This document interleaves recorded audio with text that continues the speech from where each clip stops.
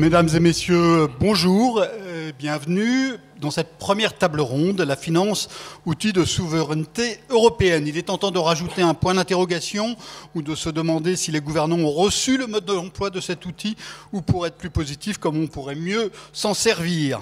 La souveraineté est une préoccupation croissante. Frédéric Pichard l'évoquait dans son grave propos d'introduction, en particulier depuis la crise sanitaire du Covid et la crise géopolitique qui a été ouverte par la guerre en Ukraine.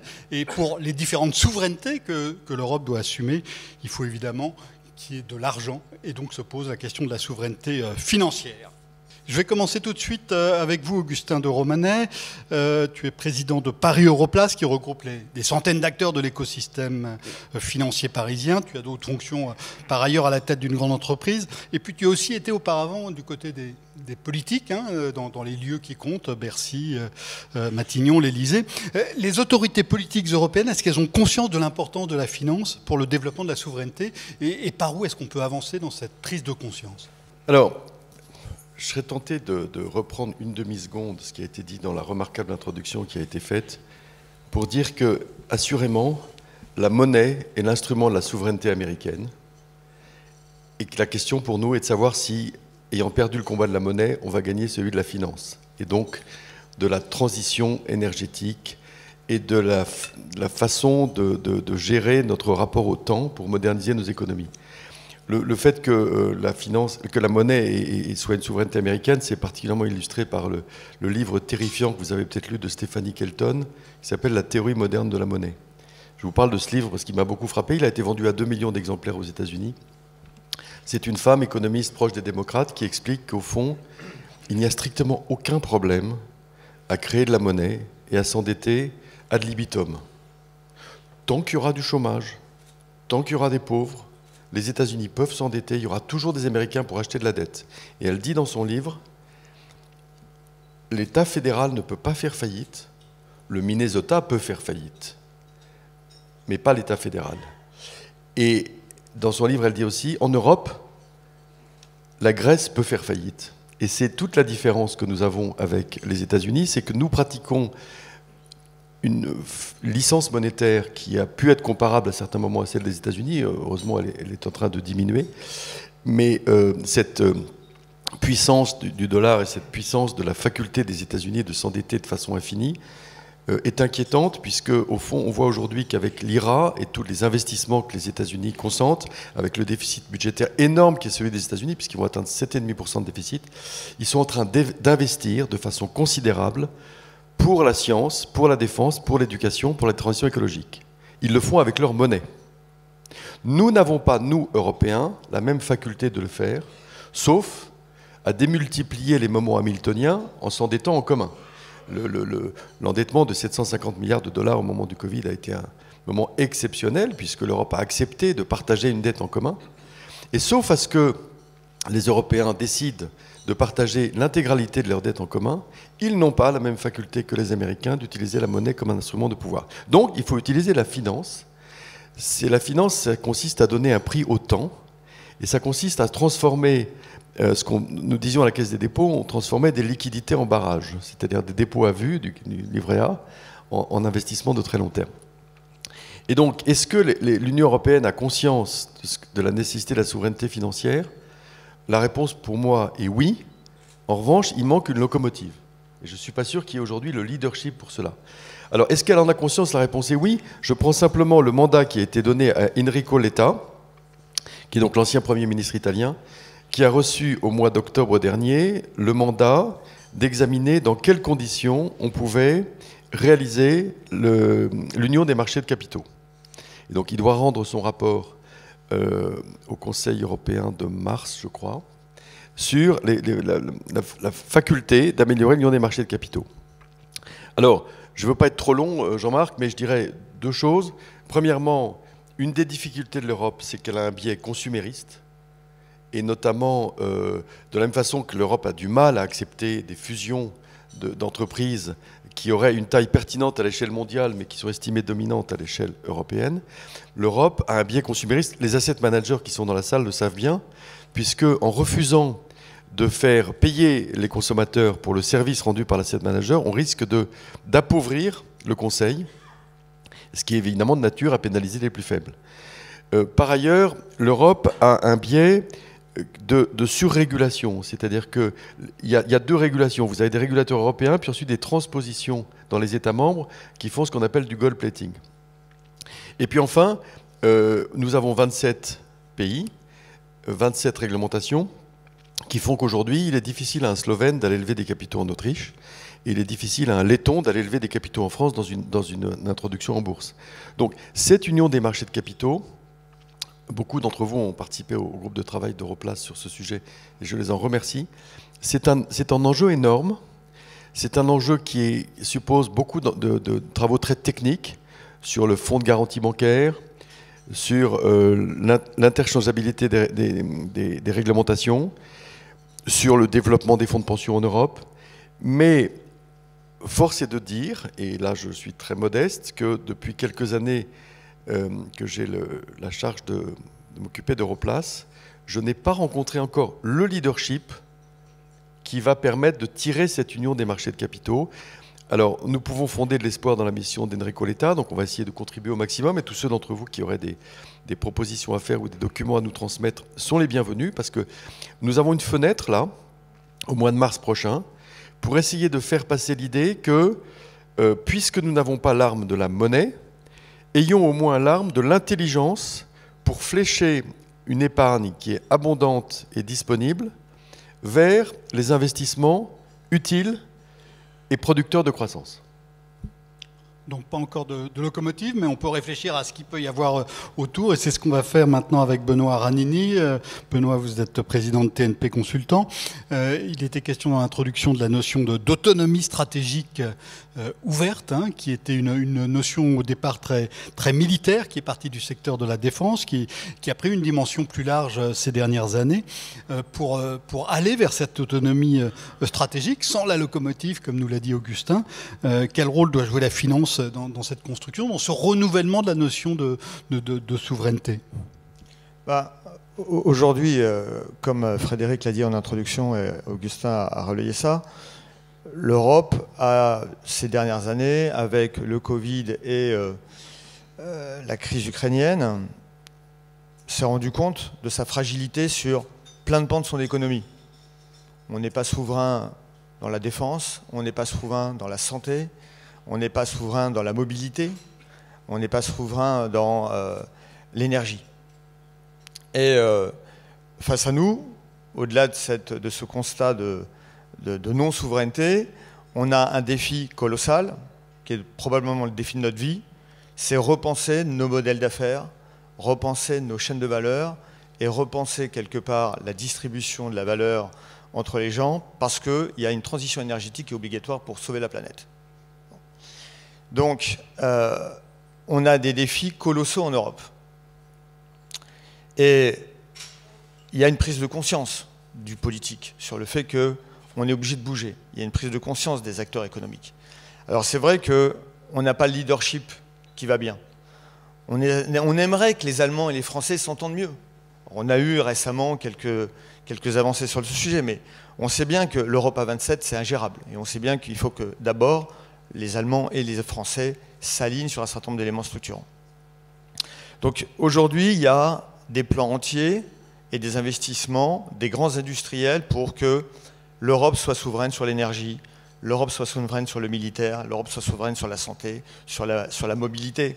On n'a jamais investi autant dans, par exemple, les usines de batteries, sur un certain nombre de moyens technologiques pour répondre à ces enjeux de transition vers des nouveaux modèles d'affaires et des nouvelles chaînes de valeur. Tout ça, ça ne se refera pas et ça ne se réussira pas sans une finance forte. Comme l'a dit Augustin, il faut réfléchir l'investissement vers l'épargne qui est abondante, puisque c'est 15% des revenus en Europe, vers des investissements productifs et stratégiques européens, sur le sol européen. Il est aussi important que les grandes banques européennes soient suffisamment rentables et solides pour concurrencer les banques américaines. Donc, la souveraineté financière européenne et une finance puissante en Europe, c'est un prérequis stratégique pour réussir la transition des chaînes de valeur économiques de l'Europe. Et c'est pas optionnel. Quand vous comparez le PIB américain du PIB européen sur les 15 dernières années, ils ont doublé de taille et nous, on est flat. On est toujours à 15 000 milliards quand eux, ils sont passés quasiment à 30 000 milliards. Donc, nous sommes un continent qui, chaque jour qui passe, devient plus vieux, devient plus pauvre. Donc, aujourd'hui, il faut un choc réel. Et on n'a pas le temps. Il faut que ça aille vite et fort, très vite et fort. Alors, je vais poser la même question, mais à un banquier, Jérôme Grivet, vous êtes directeur général délégué de Crédit Agricole. Benoît disait qu'il faut des banques puissantes, c'est un prérequis. Au-delà de ça, je pense que vous êtes évidemment partisan d'avoir des banques puissantes en Europe. Au-delà de ça, qu'est-ce qui est important à vos yeux pour renforcer cette souveraineté ? Alors j'ai peur de paraphraser un peu ce que mes deux prédécesseurs ont dit, parce que je pense qu'on va se rejoindre sur à la fois le constat et les moyens à mettre en œuvre pour essayer de le surmonter, et la lacune de leadership que nous dénonçons les uns et les autres. Mais peut-être quelques idées juste pour préciser un petit peu les choses. D'abord, il existe des grandes banques européennes, il existe même beaucoup de grandes banques françaises, puisqu'il y a, je crois, 7 ou 8 banques européennes qui sont dites systémiques, c'est-à-dire suffisamment importantes pour être considérées comme d'importance mondiale en quelque sorte, et parmi elles, il y en a 4 qui sont françaises. Donc c'est vraiment la preuve que la finance en Europe, en France, est une industrie qui a su créer des leaders significatifs.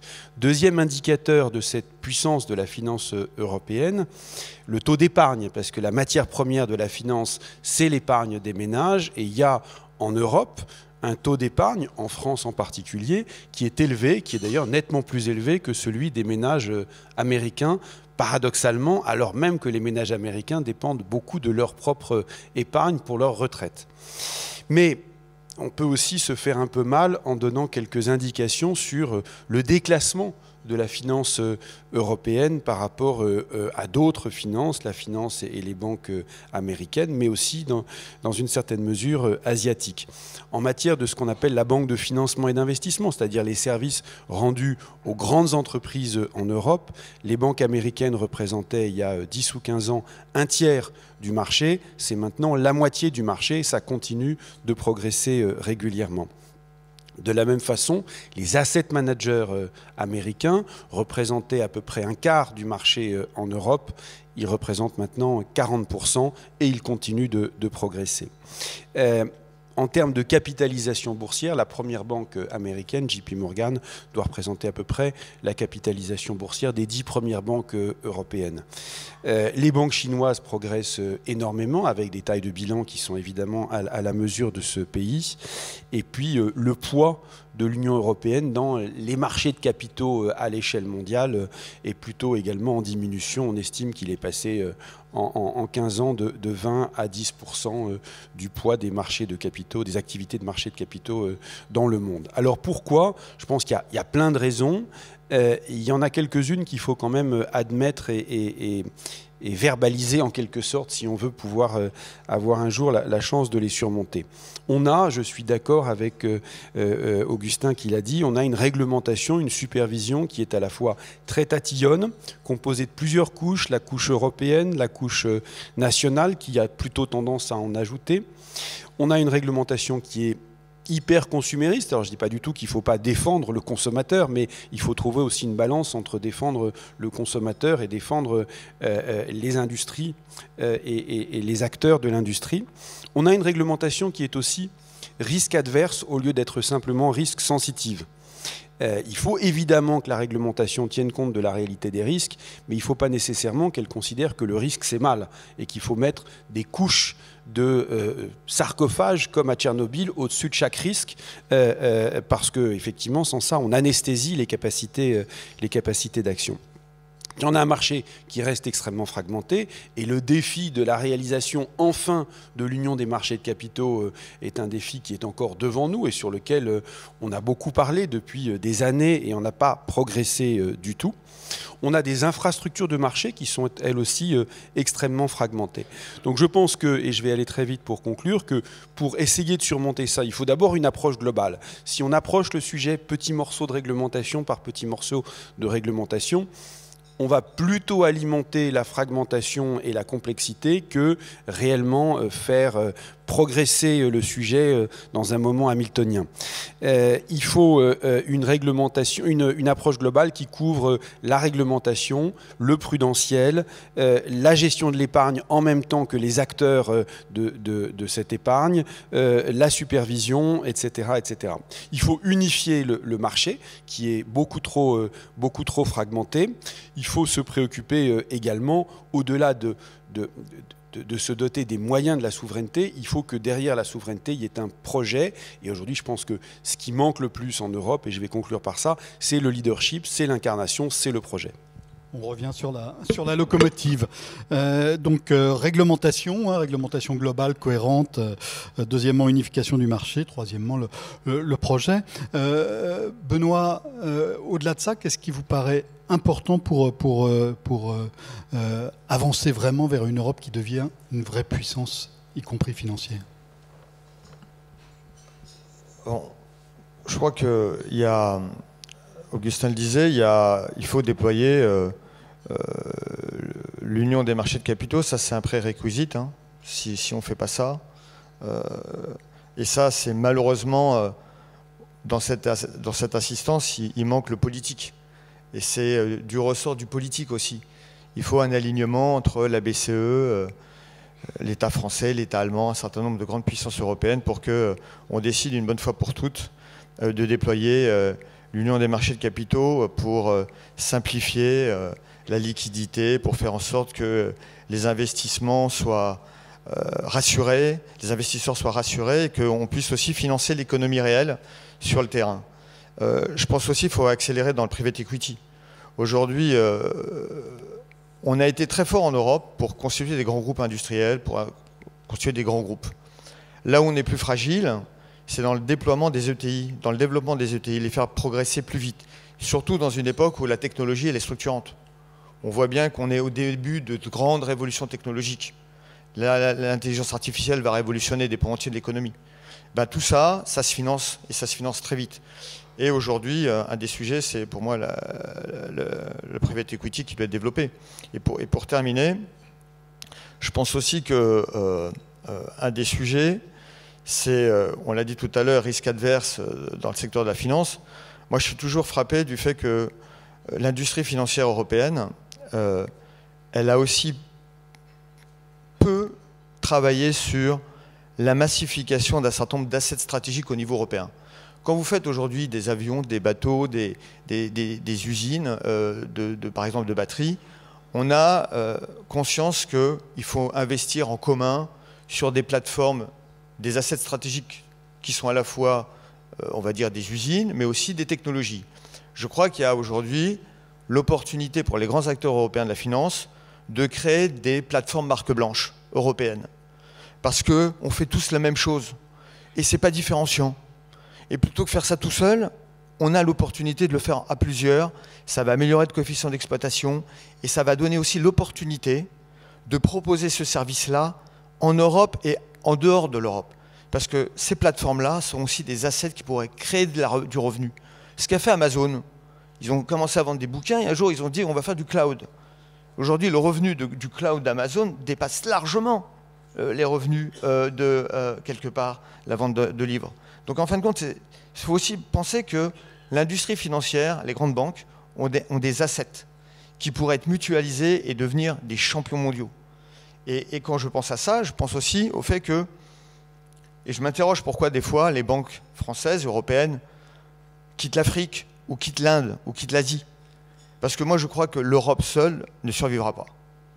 Une partie du futur de l'Europe passera par notre relation avec l'Afrique, notre relation avec l'Inde. Parce qu'on est, comme je l'ai dit, un pays à population constante, voire décroissante, et un PIB qui aujourd'hui ne croît pas. Une partie de la croissance de notre PIB passera par des développements avec l'Afrique, l'Inde et une partie des pays de l'Asie. Surtout qu'en plus, quand vous savez qu'en Afrique, il y a à peu près 35% maintenant des matières rares. Donc il y a l'Europe dans le monde, mais il y a aussi la France en Europe dans ce mouvement, dans ces efforts à faire. Et je vais me tourner maintenant vers Nicolas Namias. Vous êtes ici à double titre, à la fois président du directoire de BPCE, mais aussi président de la Fédération bancaire française. Et c'est plutôt à ce président-là que je vais poser la première question. Dans cette construction d'une souveraineté, il y a différents types d'acteurs. Et il y a des acteurs qui, en France, on a des banques qui sont universelles. C'est quelque chose qui est parfois contesté à l'échelon européen. Pourquoi c'est important de maintenir cet échelon-là, cette construction-là française? Merci. Plutôt française. Merci Jean-Marc. Effectivement, depuis tout à l'heure, on parle souveraineté et de finances européennes. En fait, moi je pense qu'il y a un sujet qui est absolument clé dans cette souveraineté, qui est celui du financement de l'économie. Et souvent, je résume quand même tous nos métiers à celui de financement de l'économie. Et c'est l'aune et c'est le prisme à travers lequel je regarde tous les sujets de supervision, tous les sujets de réglementation. C'est est-ce que, ou pas, ça favorise le financement de l'économie. Parce que fondamentalement, notre souveraineté reposera sur une économie bien financée. C'est pour moi le critère essentiel. Ce financement de l'économie, il doit être important, actif, il doit être pérenne dans le temps, il faut éviter les à-coups, et évidemment, il doit reposer sur des institutions stables. C'est ça l'objectif qu'on doit se donner. Et il y a de temps en temps une forme de naïveté, et donc on peut appeler... C'est un peu combatif depuis ce matin, d'ailleurs ça a commencé avec la musique de Game of Thrones si je ne me suis pas trompé. Donc, bon, je vais continuer le fil. Moi j'appelle à une forme de fin de la naïveté dans la supervision, dans la réglementation européenne, une fin de la naïveté pour prendre en compte les besoins de financement de l'économie. Voilà. Et cette fin de la naïveté, ça veut dire quoi? Ça veut dire qu'on a des modèles, on a différents modèles d'ailleurs bancaires au plan mondial, au plan européen, et c'est vrai qu'on a certains modèles tout entiers dédiés au financement de l'économie. En l'occurrence, c'est le cas du modèle des banques universelles. C'est vrai que si on devait schématiser, je schématise un peu, on peut avoir deux grands modèles bancaires. Des modèles dits plus transactionnels, et des modèles plus relationnels. Un modèle transactionnel, c'est quoi? C'est un modèle où, finalement, chaque institution financière va davantage se consacrer sur une offre de crédit, va davantage se consacrer sur une intermédiation de l'épargne, sur une offre d'assurance, sur une offre de paiement et de gestion des flux, et va avoir des moments de transaction avec ses clients. Ça, c'est une dimension plus transactionnelle qui, souvent, repose sur des silos dans l'organisation du système financier. Et puis, il y a un autre modèle qui est, c'est vrai, davantage le modèle français, qu'on a également dans d'autres pays européens, qui est le modèle dit de banque universelle. Ça, c'est quoi? Ce sont des banques qui reposent sur une relation globale avec nos clients qu'ils soient particuliers, PME ou grandes entreprises. La relation globale, c'est la capacité à accompagner nos clients à la fois dans leurs besoins de financement, dans leurs besoins d'épargne et d'investissement, dans leurs besoins assurantiels et dans leurs besoins de paiement et de flux. Et là, on noue une relation globale avec le client. C'est vrai que je crois à l'efficacité, et je pense qu'on est un certain nombre à croire à l'efficacité de ce modèle de banque universelle. Une double efficacité, une efficacité à la fois dans l'accompagnement de nos clients, parce qu'on les connaît, on est là à différents moments de vie, qu'ils soient particuliers ou entreprises. Et c'est pas un hasard si l'année dernière, en 2022, je vais citer les chiffres 2022, en France, par exemple, taux de croissance à peu près de 2,5%, taux de croissance des crédits aux particuliers de 5%, taux de croissance des crédits aux entreprises de 7,5%. C'est pas un hasard. Ça repose sur ce financement de l'économie. Bon, donc c'est un modèle pertinent pour les clients et nous avons la conviction que c'est un modèle pertinent pour la stabilité de l'économie. Parce que ça conduit à avoir des banques diversifiées, des banques robustes. Les banques françaises ont un niveau de solvabilité évidemment très élevé, on le sait, et donc passent à travers les crises avec une grande stabilité. Donc c'est un modèle qui est à la fois pertinent pour les clients, pertinent pour l'économie. Bon, qu'est-ce qu'on voit on voit que la réalité, c'est que beaucoup de la réglementation ou de la supervision européenne tente en fait à promouvoir davantage un modèle transactionnel. Un modèle qui repose moins sur cette intermédiation-là. Et quelques exemples. Vous savez qu'il y a beaucoup de débats en ce moment sur la Retail Investment Strategy. Alors, les débats sont en train de se cadrer progressivement. Mais fondamentalement, ça repose sur l'idée que proposer 2 services à son client est une mauvaise idée parce que ce n'est pas dans l'intérêt du client. Je suis assez convaincu du contraire. Jérôme, je crois, tout à l'heure, évoquera l'euro numérique, mais l'euro numérique, c'est quand même la meilleure manière, potentiellement, de réduire la capacité des banques à financer l'économie, si c'est fait de manière non maîtrisée. Et donc, on doit arrêter d'être naïf dans le système de régulation et de supervision que nous promouvons. On doit viser à promouvoir un système efficace de financement de l'économie qui sera la condition de la souveraineté européenne. Alors, il faut donc avoir en même temps la tête dans le monde, hein, c'est ce que nous disait Benoît, il faut penser aussi à l'Afrique, il faut penser aussi à l'Inde, et il faut en même temps garder ce lien de proximité pour financer ces ETI, ces PME. Nicolas, comment est-ce qu'on s'organise pour ça? Pour à la fois avoir la tête dans le monde et puis les pieds dans la vie quotidienne des entreprises, y compris locales. C'est l'autre versant de ce que j'évoquais d'ailleurs. J'évoquais ce modèle de banque universelle et relationnelle. Finalement, ça veut dire quoi, être une banque relationnelle pour l'ensemble de nos clients? Et votre question porte plutôt sur les PME. C'est fondamentalement être là à différents moments de vie. C'est être là dans le quotidien de nos clients. C'est être là d'ailleurs dans les moments de crise de nos clients. Et c'est être là dans les moments de transformation et de transition de nos clients. Et on doit viser ces 3 moments-là. Et je crois que c'est comme ça qu'on fait bien notre métier. Être la banque du quotidien, c'est ce que les banques françaises font en accompagnant les PME dans leurs besoins du quotidien, dans leurs besoins de BFR. Et je prenais tout à l'heure ces chiffres d'un taux de croissance des crédits de 7,5% par rapport à un taux de croissance du PIB de 2,5%. Cette année, on le sait, hein, le taux de croissance des crédits aux entreprises croît encore. Il était de 3% encore sur le début de l'année par rapport sur 12 mois glissants. La réalité, hein, enfin vous le savez, c'est qu'on a en moyenne une décroissance du crédit aux entreprises en Europe. Ce qui d'ailleurs n'est pas une bonne nouvelle du tout, hein, parce que autant je fais une forme de promotion du modèle français, mais je souhaite le succès de l'ensemble des modèles et des systèmes européens. C'est une très mauvaise nouvelle de voir cette décroissance du crédit aux entreprises en Europe. En l'occurrence, le modèle de Banque universelle française fait qu'on maintient une croissance des crédits. 3% cette année. Deuxième élément, je disais, être une banque dans la crise. Vous savez, c'est souvent là qu'on voit la relation avec le client. Hein. Et d'ailleurs, les clients s'en souviennent. Être une banque dans la crise, c'est ce qu'ont fait les banques françaises en produisant 145 milliards de PGE en quelques jours, quelques semaines, en 2020.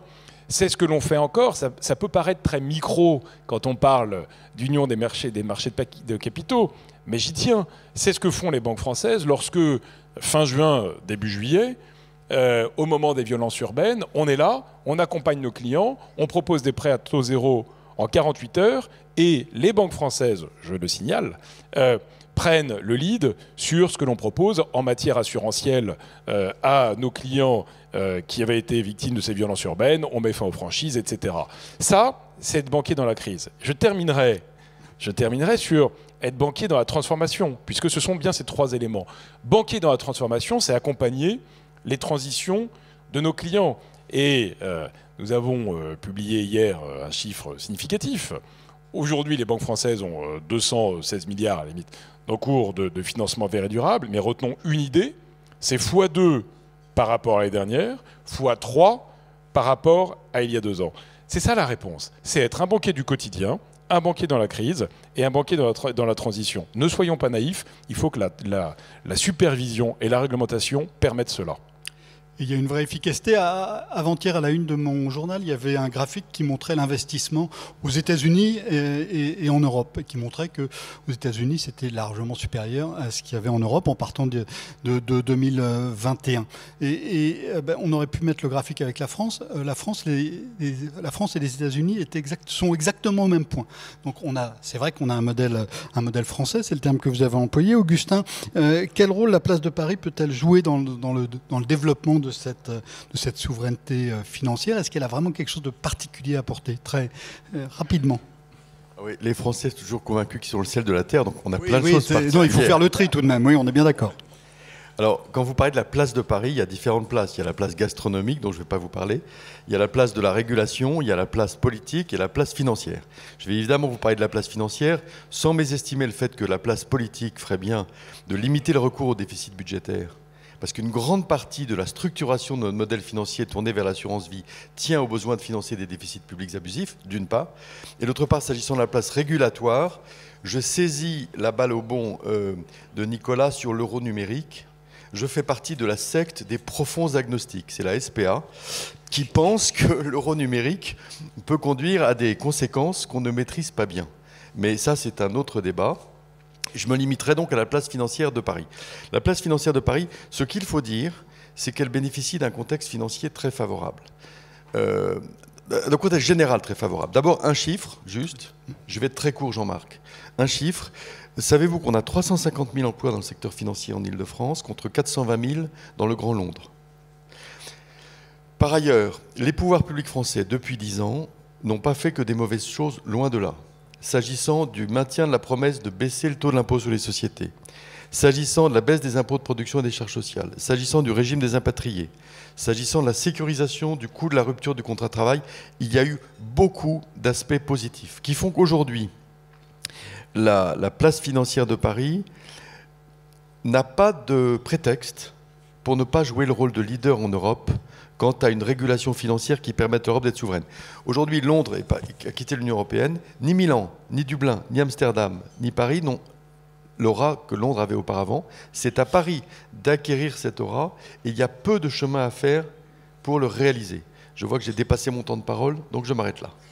Alors, tu as parlé de l'euro numérique comme Nicolas. Jérôme, on sait qu'il y a un débat qui est assez vif en ce moment, souterrain, mais assez vif sur l'euro numérique au niveau du détail, hein, entre la Banque centrale européenne et les autres banques. Et pour vous, là, il y a quelque chose auquel il faut faire très attention. Oui, je pense qu'il faut faire très attention. Alors, le point de départ de ce débat sur la monnaie digitale banque centrale, l'euro numérique banque centrale, puisque en réalité, l'euro numérique existe déjà. Les banques commerciales en proposent à leurs clients sous différentes formes depuis fort longtemps et avec des techniques de plus en plus sophistiquées. On parle bien de l'euro numérique banque centrale. De la MNBC. Voilà, exactement. Et la Banque centrale européenne pousse ce projet pour des raisons, en tout cas c'est ce qu'elle invoque, de souveraineté européenne. Donc c'est par définition respectable dans le cadre des débats que nous avons aujourd'hui.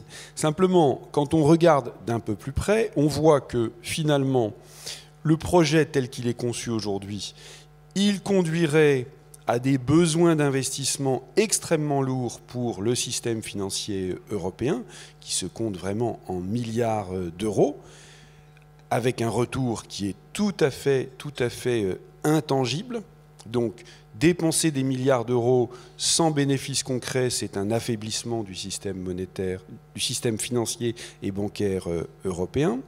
Deuxièmement, Nicolas y faisait allusion, c'est un risque très important, surtout si on continue de parler d'un plafond de détention de 3 000 € par citoyen européen. C'est un risque de voir des montants extrêmement importants fuir les bilans bancaires et donc fuir la capacité d'être remis au service de l'économie, au service du financement des besoins d'investissement des entreprises. Vous faites le calcul, 3 000 € par citoyen européen, c'est plus de 1 000 milliards qui pourraient un jour fuir les bilans bancaires, parce que finalement, l'euro numérique banque centrale, c'est la version numérique des pièces et des billets. Les pièces et les billets, vous le savez, ne sont plus dans les bilans des banques, et tant qu'ils ne sont pas dépensés, qu'ils restent dans les poches ou des clients ou dans les lessiveuses, eh bien, ils sont en quelque sorte stérilisés pour l'économie. Eh bien, les euros digitaux banque centrale seraient stérilisés de la même façon. Et si on stérilise 1000 milliards d'euros, c'est assez dommageable pour le financement de l'économie. Et tout cela au service d'un cas d'usage que nous n'avons pas identifié.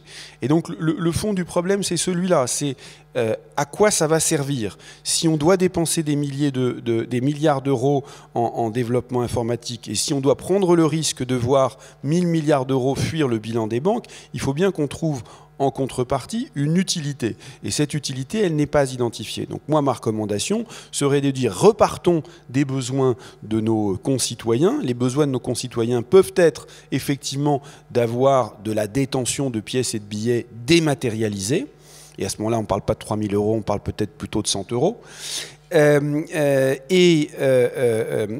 Repartons également de briques technologiques qui existent déjà. On est en train, à plusieurs banques en Europe, de développer quelque chose qui s'appelle l'EPI. On n'a pas le temps d'en parler là maintenant, mais repartons notamment de ce qu'on va développer dans ce cadre-là. Donc j'appelle au pragmatisme dans cette affaire.